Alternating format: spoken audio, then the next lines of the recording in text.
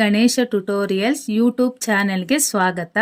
ಈ ಚಾನೆಲ್ ಅನ್ನು ನೀವು ಮೊದಲ ಬಾರಿಗೆ ನೋಡುತ್ತಿದ್ದರೆ ಸಬ್ಸ್ಕ್ರೈಬ್ ಮಾಡಿ ಹಾಗೂ ಬೆಲ್ ಐಕಾನ್ ಅನ್ನು ಪ್ರೆಸ್ ಮಾಡಿ.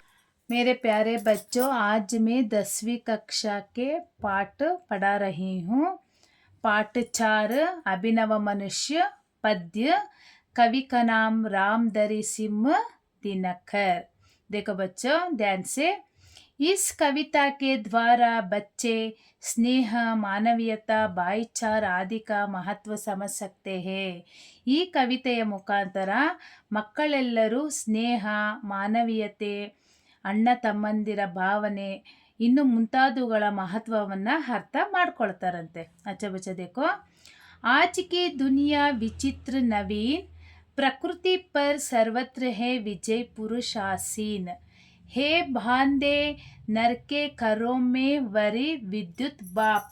इसका मतलब है, कवि दिनकर जी बोल रहे हैं, ಹೇಳ್ತಾ ಇದ್ದಾರೆ ಏನು, ಆಜ್ ಕಿ ದುನಿಯಾ ವಿಚಿತ್ರ ನವೀನ್, ಆಧುನಿಕ ಮನುಷ್ಯ ಬಹಳ ವಿಚಿತ್ರ ಮತ್ತು ಸ್ವಭಾವದವನಾಗಿದ್ದಾನೆ. ಮನುಷ್ಯ ಪ್ರಕೃತಿಯ ಎಲ್ಲ ಅಂಶಗಳ ಮೇಲೆ ವಿಜಯವನ್ನು ಸಾಧಿಸಿದ್ದಾನೆ. ನೀರು, ವಿದ್ಯುತ್, ಆವಿ ಮುಂತಾದವುಗಳ ಮೇಲೆ ಮನುಷ್ಯ ನಿಯಂತ್ರಣವನ್ನು ಮಾಡುತ್ತಿದ್ದಾನೆ. हुक्म पर चढ़ता उतरता है पवन का ताप, है नहीं बाकी कहीं व्यवधान.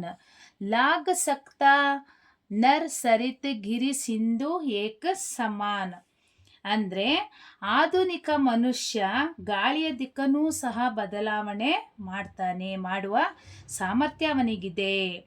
ಆಧುನಿಕ ಮನುಷ್ಯ ಏನು, ನದಿಗಳು, ಬೆಟ್ಟಗಳು, ಸಮುದ್ರವನ್ನು ಸಮಾನ ರೂಪದಲ್ಲಿ ದಾಟಲು ಸಾಮರ್ಥ್ಯ ಒಳಗೊಂಡಿದ್ದಾನೆ.